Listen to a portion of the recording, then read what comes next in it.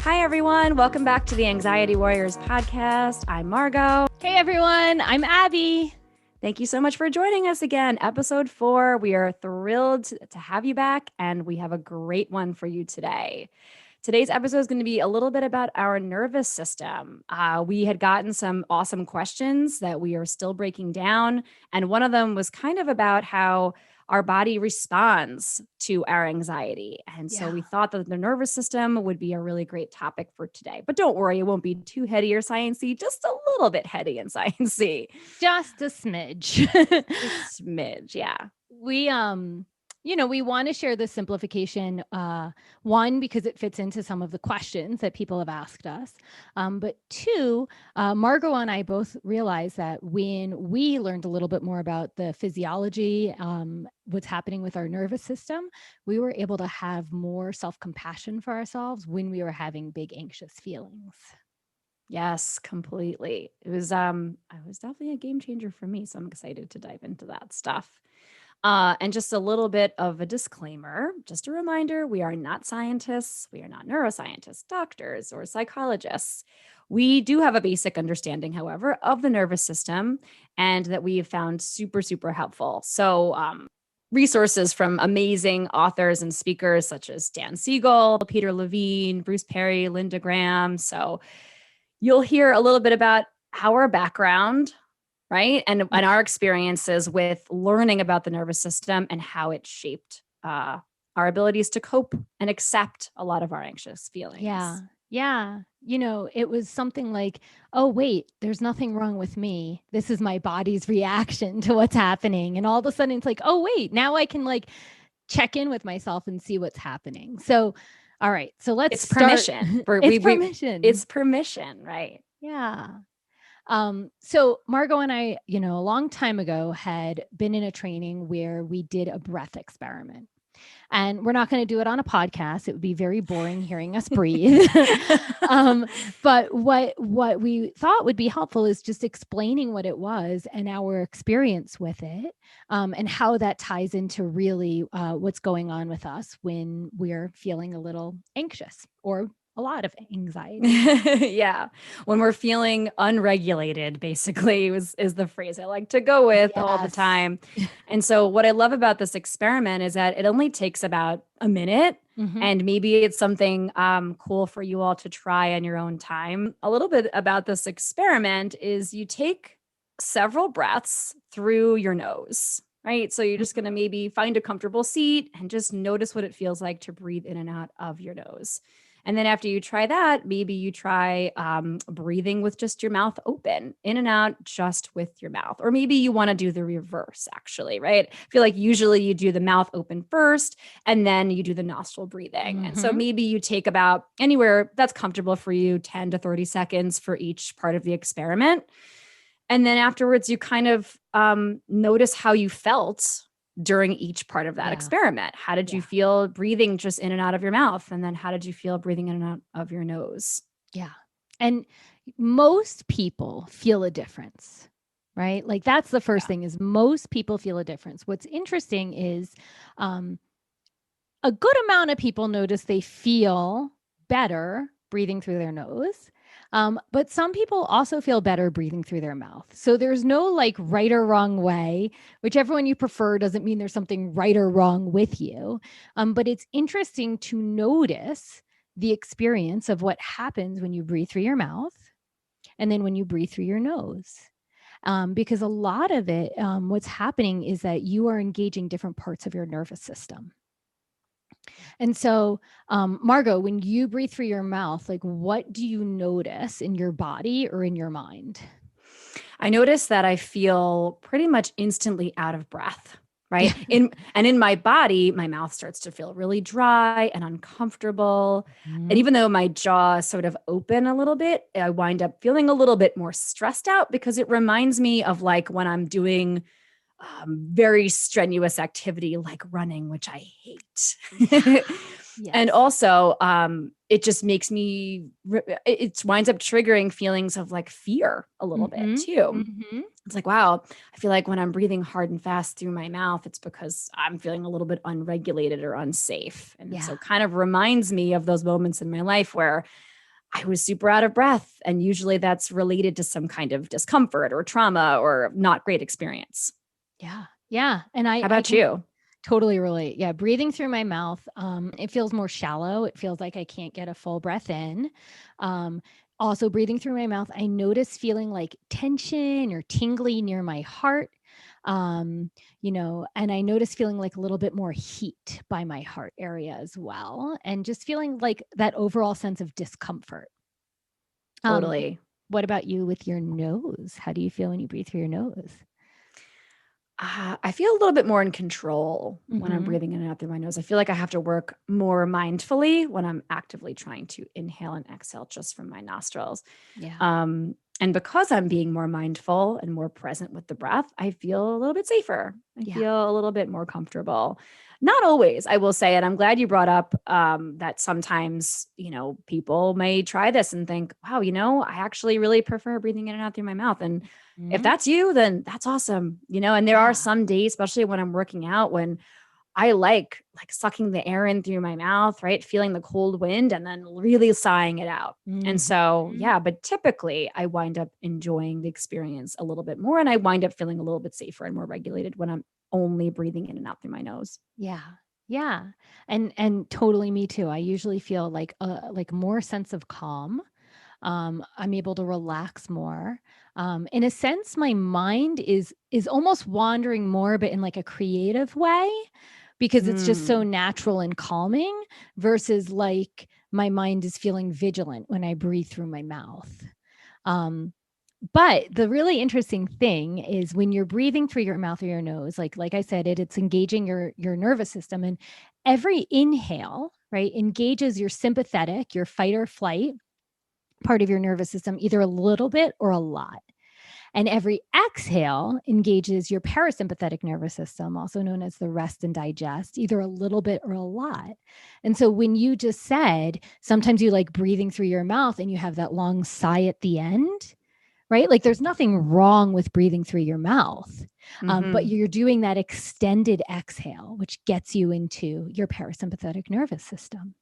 Yes, it does. Which So, is the like, which is the special sauce. That's where we that's where it feels yes. really good to be. We want to be in rest and digest mode. Right. And so the thing is, like, our nervous systems serve us, right? When we're born, from the moment we're born, we are scanning the environment for cues of like safety and danger.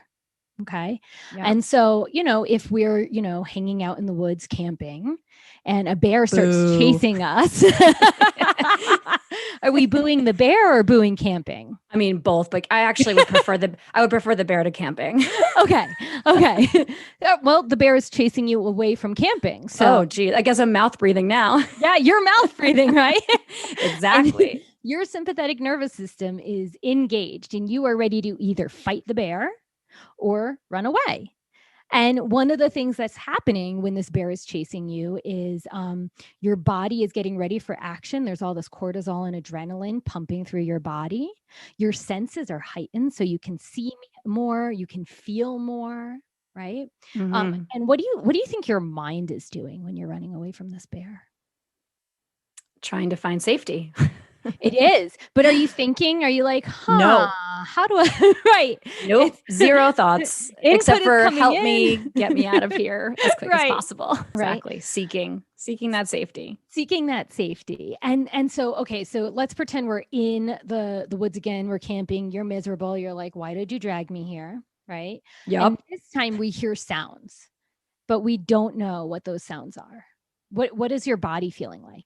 My body is feeling probably a little bit more steady, but maybe a little bit ready for action. Ready for action. Okay, so you're still a little bit ready for action. You're like, what are Yeah. those sounds? And if Yeah. I'm like trying to have a conversation with you and there's all these sounds around you and you don't know what they are you going to be able to focus? No. Okay. I can barely focus when there's double sounds in any situation. Forget about if I'm stuck in the woods at a horrible camping trip, which you've dragged me to. Well, now we know we'll never camp together. No. So, right. So your mind at that point is scanning for the threat. There's no way you can focus on what I'm saying. Okay. But the thing is, so in that situation, we're camping, right? Our nervous systems are working for us. They're keeping us safe. They're like, is there a threat? Is there a threat? Is there a threat? Do I need to activate fight or flight? Or freeze or faint, but that's more in the parasympathetic nervous system. Mm-hmm. And so our nervous system isn't equipped for this world that we live in, where we see bears all around us. But these bears are things like bright lights, loud sounds, meeting new people, even like worried or ruminating thoughts. So all of this stimulation is happening, and our nervous system is constantly asking, is this a threat? Is this a threat? And so our nervous system hasn't adapted to this modern world that we live in, where when these things arise, we respond to these things, even our own thoughts, like they're a bear. Mm-hmm.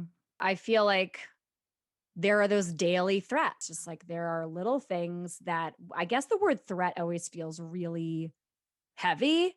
Like it's about something serious. You're being threatened. It's it, right? It's like when you get those weather forecasts on your phone, right? And it's just like it kind of tells you like, oh my gosh, what should I be preparing for right now? Yeah. And so really depending on the level of threat, right? And so one of my practices is trying to notice how much am I being threatened right now, and by something really, really big, or about something that I maybe just need to think a little bit more about and work through in my mind. Yeah. Right. And so we're obviously we're all faced with the pandemic. We're faced with sillier things, or I wouldn't even say silly, but like, we were joking about like, oh, and I shared this to Instagram I think it was just yesterday. And it was just kind of like, oh, my friend texted me back, not in the way that they normally text me back. Yeah. And then immediately it's like tailspin into like, what's going on? They're angry with me. They hate me. They don't want to be my friend anymore. Right. And, I love that you brought up the friend thing, right? Because when we just think about it, we're like, duh, like my friend's okay. My friend's not mad at me, or why do I even care? Right. But the thing is even stuff like meeting new people or people giving us dirty looks, like our nervous system interprets that as a threat because we feel safe in community. We are safe in community usually. Right. That's how we lasted. We weren't all every man for himself, and the saber-toothed tigers would pick us all off. So even something like a friend not texting you back is a threat at the nervous system level, because it's like, oh my gosh, am I going to be shunned from the community? Right. And I'm glad you brought in the fact that this is how we've survived. This is how beings are supposed to be. And so we hope that some of this oversimplified information about the nervous system, right? There's obviously so much reading you can do about your parasympathetic and your sympathetic nervous systems and when they're engaged and how to deal with it.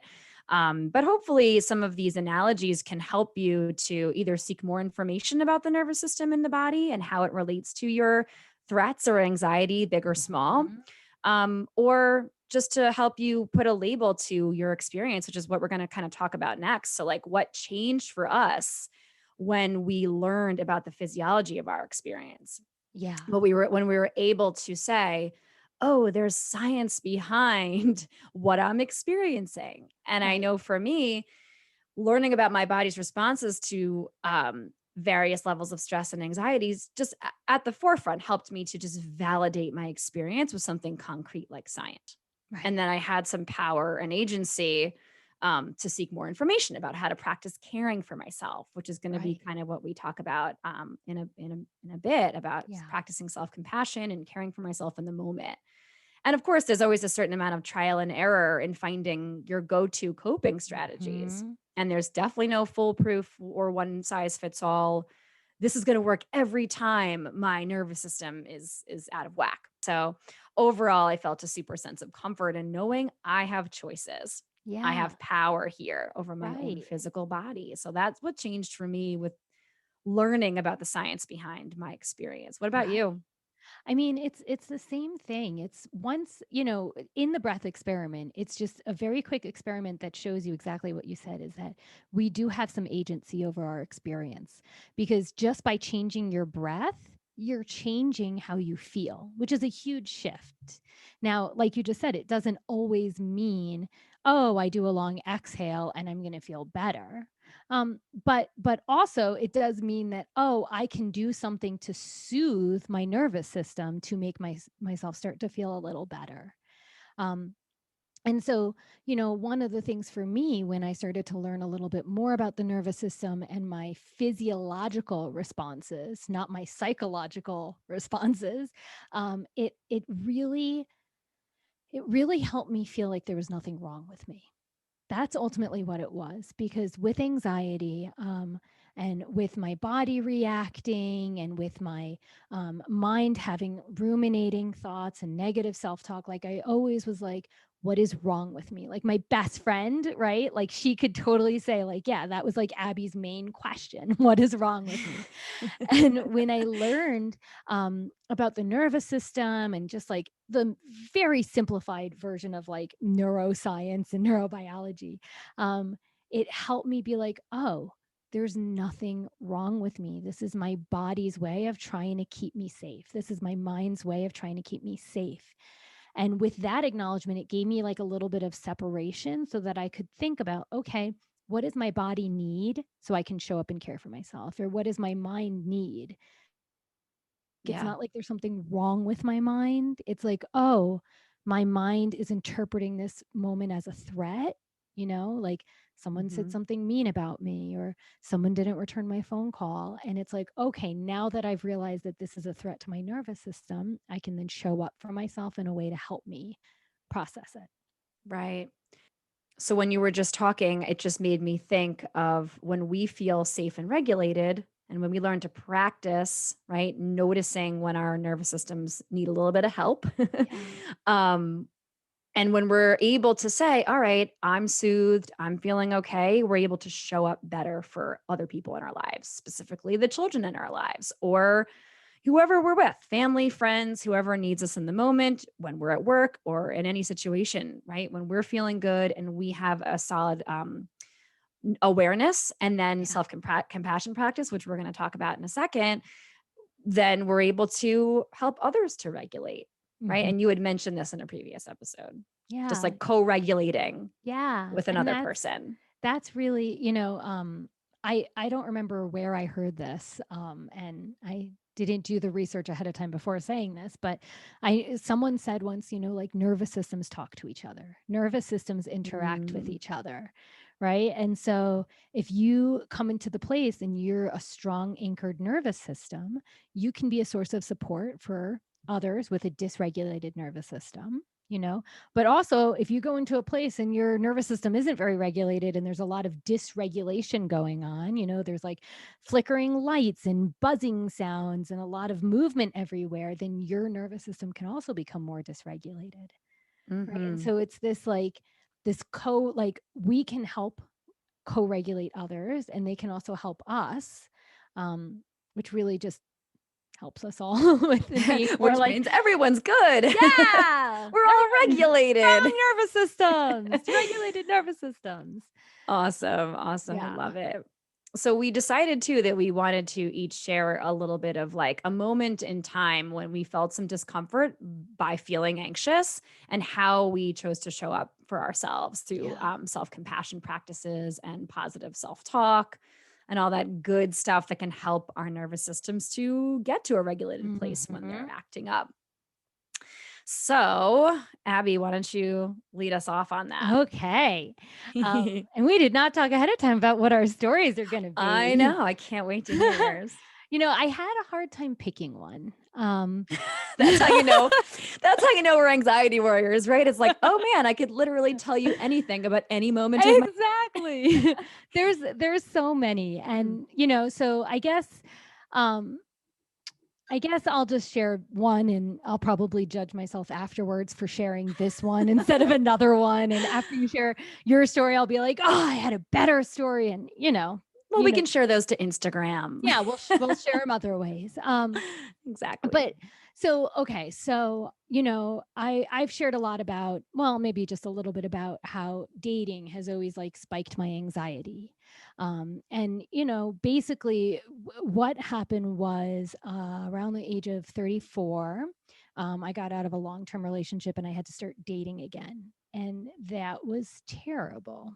Right. And at that point, I learned the physiology, right, of my body, but I also didn't know attachment theory or attachment style. And so, anyway, fast forward to I learned about attachment style. I'm dating Dan, and it was early into our dating. And I remember he went to go have dinner with an ex of his. And threat alert, threat alert. Wah, wah. I feel the red lights are flashing. And like, I'm like, I'm a grown up. This shouldn't bother me. I trust him. We have been very like full of communication and honesty and all of that. But still, like, I was edgy. Like, I was on edge.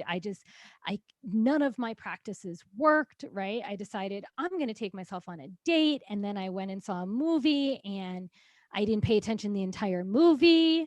Right. And so then I was like, okay, like I need to show up for myself. And so ended up taking a walk and putting my hand on my heart. This is like my go-to practice, like having my hand on my heart, but I also needed to move because I had this like just like sense of doom, this sense of unease. And I talked it out. I was talking out loud to myself and I was like, okay, you're feeling really stressed out and anxious about this and you're uncomfortable and what do you need from this? Do we need to peel back the layers of why you feel uncomfortable? Do we need to like move forward? So I really just companioned myself in the moment. And honestly, like I was talking out loud to myself. I had my headset in. It looked like I was on the phone, but I was like, I need to process this out loud. And I realized, the biggest threat was like to be rejected and abandoned and him leave me for his ex. And once I got to that point, it was like, well, that would be painful and that would suck, but I would still be okay. And so after that, like we ended up meeting up after, right? We saw each other that night and he was like, "How are you?" And I was like, I told him everything. I was like, "Listen, I was having a hard time with you going on this like, dinner." But, I was able to tell him all that and like, "Listen, like I feel uncomfortable that I'm uncomfortable, but also like I need to say these things because this is who I am."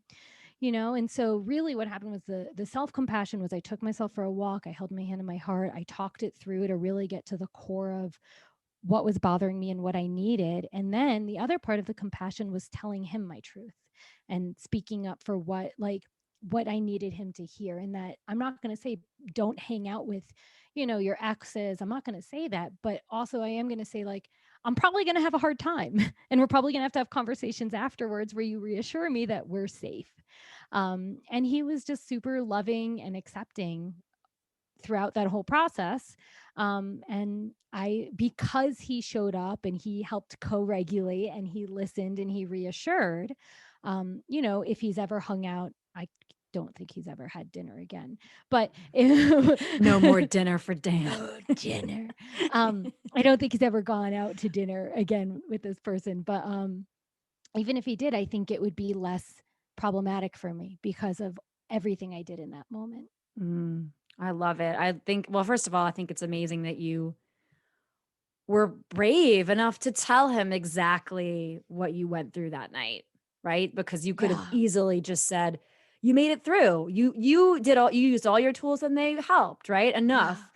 But and then you could have just said, all right, he's home and we had a conversation about how his night went and it seemed pretty mild and everything's fine. I don't need to say anything else. But instead you were extremely open and vulnerable and that's amazing. So I'm proud of you. Thanks. I learned, because I was dating in my, mid to later 30s that I had to be all of me because I didn't want to waste any more time. And so I just felt like, I mean, this guy's a promising guy, but he needs to know like when this stuff happens, I'm going to have some discomfort and we're going to have conversations. But it'll get better. Reassure me and we're good.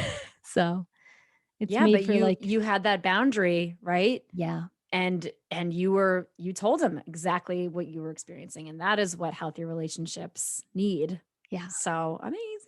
Thank you. All right. Sunshine, twinkle I'll fingers. take them. All right. So let's Oh, hear your story. mine is it's fun. I feel like it's I won't say less serious, but I have I've always had hypersensitivity to surroundings. I have Mhm. a lot of sensory sensitivity. Yeah. And a lot of times when I'm in an overstimulating environment, no matter what it is or what time of the day, it can sometimes really trigger a lot of physical symptoms in me and a lot of anxiety. Mhm. So this was something that it was like maybe 2 months before the pandemic started. So things were normal times or more normal. I felt Bertha, as we know, is my anxiety name, bubbling up one day when I was waiting in line at the grocery store. Mm. It was late. I had just come from teaching a full day of classes in Brooklyn, just Mm. like, 6 hours straight, probably like 10 classes with a short lunch break. And I was just dehydrated and I really, really had to pee. And I really wanted to just go home. Yeah. Um, and I just thinking back, I remember pretty vividly. My body was really hot. My legs were restless, probably because Mm. I've needed to pee. And then I let out like multiple outrage sighs being Mhm. in this long line. Yeah. And of course, the self checkout, which is always my go to, was closed down for the evening, which I was like, are you kidding me right now? And of course, there's a bathroom there at the grocery store. But I was just like hell bent on I just want to get Yeah. these few things I need and I just want to go home. I don't want to have to take off my coat and drop all my groceries because now Yep. I suddenly have to pee. And it just felt like one thing on top of the other. And I remember the hyper light sensitivity and Mm. this woman's voice behind me was just getting to me. And it was just one thing after the other, right? Yeah. It was just like thing on top of thing. And so I felt like after about what felt like forever, but maybe it was like 2 to 3 minutes of just like nightmare misery. Yep. I was flat out in a terrible mood at that point. I let out another really big sigh. And this one felt okay. Like for some reason, the big Mhm. sigh helped. And so I let out another big sigh. And I'm sure the people around me, again, this was pre-pandemic. And so nobody was worried about breathing Right. or any near people. And so, and that in retrospect, no one was super close to me. There was enough space between me and the people in front of me and behind me. But still, I let out these few big sighs and I was just like, what are you doing right now, Margot? Like, Oh, why are you suffering on yeah. purpose?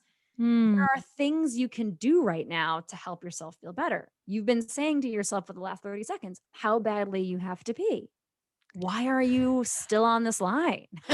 Right? And then so, I was just feeling super annoyed and frustrated, and that's human and that's great. And so once I said to myself, what are you doing? Yeah. I actually allowed my body signals to fully inform me, right? Okay, Yeah. yeah, I do need to pee. Yes, I'm frustrated and annoyed, right? Acknowledging my feelings, not just my emotional feelings, but my physical feelings that I was Yeah. needing to Mhm. use the restroom.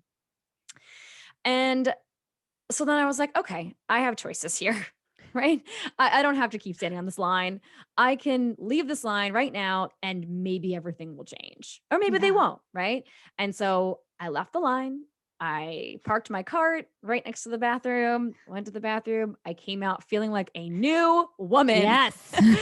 I was like smiling at the guy stocking the milk. And I mean, because the bathroom was right next to like the dairy section. So I was like, hello, good sir. Great to see you. Thanks for doing a great job. I don't know where that accent came from. I apologize. Anyway, but I felt so much better. And it was just like the silliest thing. And so Yeah.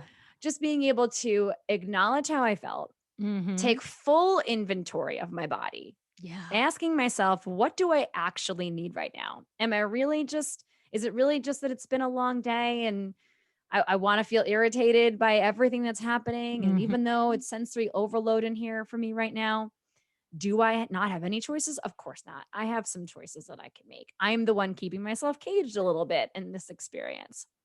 And so after asking myself, what do I need? Taking what I need, right? Yeah. Especially if Yeah. it's as simple as going to the bathroom.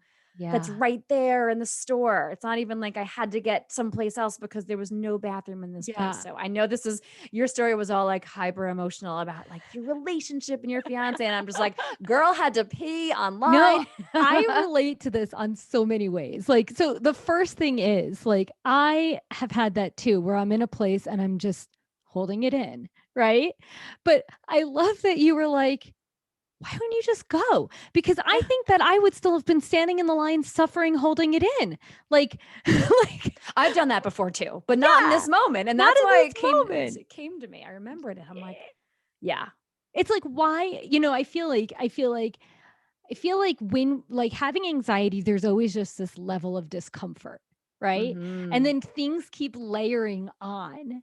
And so like you got to pee is just part of the discomfort of being a human with anxiety. Like just let it go, ignore it. But I love like for me that was an aha moment. Like I probably would have stood there and suffered. Like but you were like, "No, wait, I have a choice in this." Yeah. And Right. you did it. Like you And I did realized it. your I choice and took you what I need.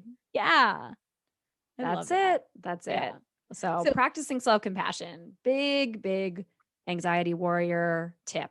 yeah, because also like if you're with someone else and they're like, "Oh, I gotta pee," what would you say to them? Go Go pee. pee. Exactly. Right. And that's what self-compassion is. It's like you being compassionate to other people, kind of like what we talked about before. It's just like you get taught from a young age, take care of each other, take Mhm. care of other Mhm. people. And there's less conversations about taking care of yourself, offering yourself the same compassion you would expect from a loved one. Yeah. Or even a Yeah. total stranger. I'm sure if the total stranger behind me was probably like, this lady seems irritated. She's exhaled like 10 times. Right. She's She's got bouncing jittery around. Her legs. legs are shaking. That's the pee Right. dance. Exactly. Yeah. I'll hold your spot in line, just Amazing. go pee. Like, And you know what? I'm sure she might have because the line was that long, yeah. but still, Man. or maybe she wouldn't have. But either way, I realized I had some agency and I was able to offer myself when I needed. And then I felt so much better. And a lot of my anxiety was able to go away with it. Yeah. Yep. So, Oh yeah. my gosh. So I love that. And then I also just have a question because you talked about, being very impacted by the space that you're in, right? Mhm. And I can totally relate to that. Like I definitely feel overwhelmed, like especially like in places with, fluorescent lighting and lots of noise and all that. But so have you ever had it where maybe there's like four people total, you're one of the four people, and the conversations end up going diagonally across? So like you somehow end up talking across to the other person and then the other two people are having a conversation across. Oh, yeah. Yeah, I can't do that. I feel It's like so I feel hard. like the conversations get mixed in the middle and I literally can't have a conversation if it's a diagonal conversation.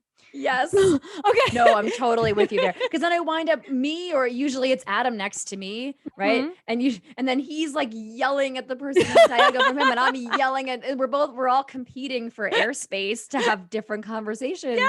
And I want to look at him and be like, shh. Right.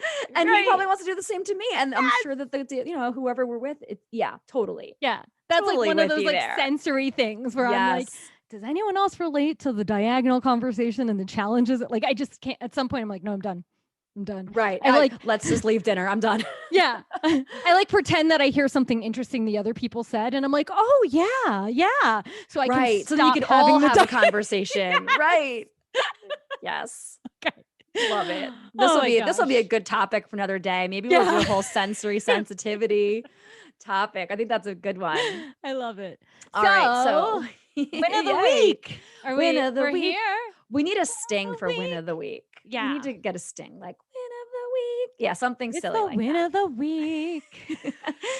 All right. So Abby did our first win of the week in our last episode. So I'm going to do the win of the week this week. Mm-hmm. So this one was, thankfully I didn't have to think too hard. Like, cause again, we've talked about the pressure of like, oh no, I'm the one that has to come up with something this week. And this one was really easy. A little over a year ago, I committed to myself that I was going to be starting a whole bunch of new workout programs. Like I wanted to just challenge my body and, yoga all the time, teaching all the time. But I'm like, I really want to step out of my comfort zones Mm-hmm. and do some different kind of workout programs. Yeah. And so since I started them, I always would see them through, right? It was the kind of thing where like even if I wasn't loving it to death, I was going to finish the program, whether it was 3 weeks or 90 days. I was going to make it through and stay committed. And it worked out well overall until just the last couple of months. I've been doing this 80-day program that I was just fully hating. And my normal excitement to tackle the day's workout every day was replaced by a ton of anxiety, lots of procrastinating, or just skipping the workout altogether. Yeah. And then I wound up feeling bad about myself because I would skip a day and I really didn't want to. And I just wasn't happy. And then this week I was, again, like with the peeing online with the pee, I was like, what am I doing? Why am I continuing to do something that's not making me happy? I'm ignoring how I feel. And for 60 days of my life out of 80, I was super unhappy with my workouts. And for what? Who was I trying to impress? Myself? I was supposed to be doing this stuff to help me feel good about myself, to feel good on the inside. So, what the F? Yeah. And on Sunday night, I was just decided, I'm like, nope, no more. I'm done. And then on Monday morning, we're recording on a Wednesday. Monday morning, I woke up and said, I am starting a whole new program. And so it's only been 3 days and I am so much happier. Oh, it's so much better. And so, it's like another long sigh from me of relief. But I was just proud of like, all right, I should have done this weeks and weeks ago. I didn't, but I can move forward now. It's fine. So that was my big win this week. I love it. I mean, I find it so funny. Like both your stories are like, I just need to push through. I made a commitment. I made a decision.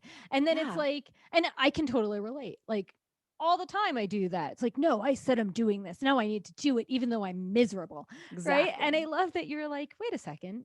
Why am I doing this? Like, what am I doing this for? Who's in charge of me? I'm in charge of me. Oh, I love it. I'm sending you some twinkles. Yay, send them to myself. Thank you. Yeah. Oh, I love it. All right. Well, we are so excited to be wrapping up this episode. And I just hinted a little bit at what next week will be about, which is pushing those comfort zones just a little bit. Taking a little step outside. Sometimes a little toe, sometimes a whole leg, or even jumping in. So we're gonna be talking about that next week. Yeah. And we would love to hear from you, right? We talked a little bit about the nervous system today. We talked a little bit about what it feels like to experience those simple or big daily threats that often occur in our mind or body. And how we might practice compassion towards ourselves. So if you have a similar story or anything you want to share with us, please reach out on Instagram or send us an email. We'd love to hear what's going on with you all.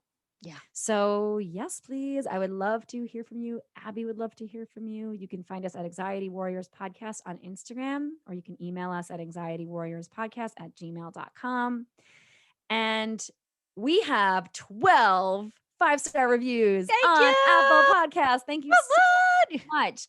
But we would love to get some more of those. Who doesn't want more great reviews? And so if you're here listening and you're enjoying the pod, please consider leaving us a review or just smash that 5-star rating. You don't even have to write anything if you don't want to. But the writing brings us joy. It brings us joy. And you love us. You want us to be happy, and we want you to be happy. And so we want to hear from you about anything you want to share.